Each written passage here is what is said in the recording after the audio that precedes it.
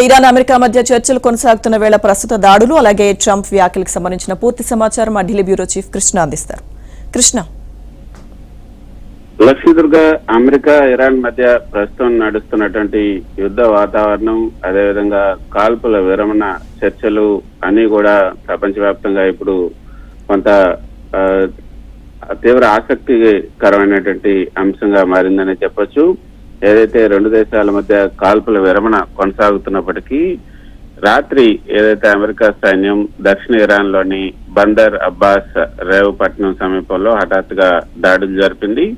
Hormuz జలసంధిలో అంతర్జాతీయ నౌకలను అదేవిధంగా America బలగాలను టార్గెట్ చేస్తూ ఇరాన్ ఈ యొక్క విప్లవాత్మక దళాలు ఏవైతే ఉన్నాయో ఐఆర్జీసీ అదేవిధంగా సముద్ర మైన్లు అమర్చడానికి ప్రయత్నించాయని, అదేవిధంగా అలాగే క్షిపణి ప్రయోగ కేంద్రాల నుంచి ముప్పు పొంచి ఉండటంతో తాము ఏదైతే సెల్ఫ్ డిఫెన్స్ స్ట్రైక్స్ చేయాల్సి వచ్చిందని కూడా అమెరికా ప్రకటించింది. ఇది ఇప్పుడు ఏదైతే ఒక పక్క చర్చలు జరుపుతున్నాం, కాల్పుల విరమణ జరుపుతున్నాం అని చెప్తున్నటువంటి అమెరికా ఈ విధంగా సెల్ఫ్ డిఫెన్స్ స్ట్రైక్స్ పేరుతో ఇరాన్ పై దాడులు నిర్వహించడం కొంత ఉద్రిక్త వాతావరణాన్ని నెలకొల్పుతుందనే చెప్పొచ్చు.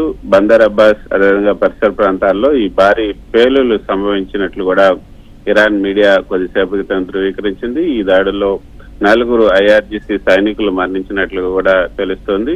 అయితే పరిస్థితి ప్రస్తుతం అదుపులో ఉందని ఇరాన్ తెలిపింది. బలగాల రక్షణ విషయంలో తాము కూడా రాజీ పడబోమని కూడా ఇరాన్ స్పష్టం చేసింది.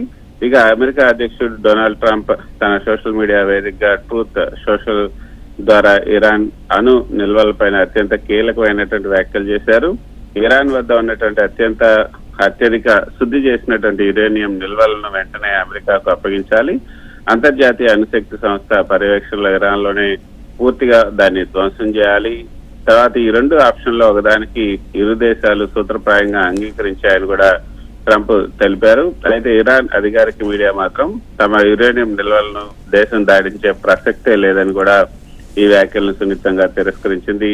ఇక చర్చలు సఫలం కావాలంటే సౌదీ అరేబియా, ఖతార్ వంటి ముస్లిం దేశాలతో పాటు ఇరాన్ కూడా ఇజ్రాయెల్ తో సంబంధాలను పునరుద్ధరించే అబ్రహం ఒప్పందాలపైన సంతకం చేయడం తప్పనిసరి అని కూడా ట్రంప్ కొత్త నిబంధనని ఇప్పుడు తెరపైకి తీసుకొచ్చారు. మొత్తానికైతే అమెరికా ఇజ్రాయెల్ కూటమి ఇరాన్ పై జరిపినటువంటి భారీ దాడుల తర్వాత ఇరు దేశాల మధ్య యుద్ధం తీవ్రతరమైంది. ఫిబ్రవరిలో మధ్యవర్తిత్వం పైన ప్రస్తుతం ఖతార్, పాకిస్తాన్ దేశాల మధ్యవర్తిత్వంతో శాంతి చర్చలు అయితే జరుగుతున్నాయి. అయినప్పటికీ కూడా తాము అణు కార్యక్రమాలను నిలిపివేయాలంటే అమెరికా తమపై విధించినటువంటి ఆర్థిక చమురు ఆంక్షలను పూర్తిగా ఎత్తివేయాలని ఇరాన్ పట్టుబడుతుంది. ప్రపంచ చమురు రవాణాలో 20% వాటా కలిగినటువంటి ఈ హార్మూజ్ జలసంధిని ఇరాన్ పూర్తిగా తన ఆధీనంలోకి తీసుకొని మైన్లు అమర్చింది. అమెరికా నౌకాదళం వాటిని తొలగించే ప్రయత్నం అయితే చేస్తోంది. మొత్తానికైతే మైండ్ గేమ్ నడుస్తోంది అమెరికా ఇరాన్ మధ్య.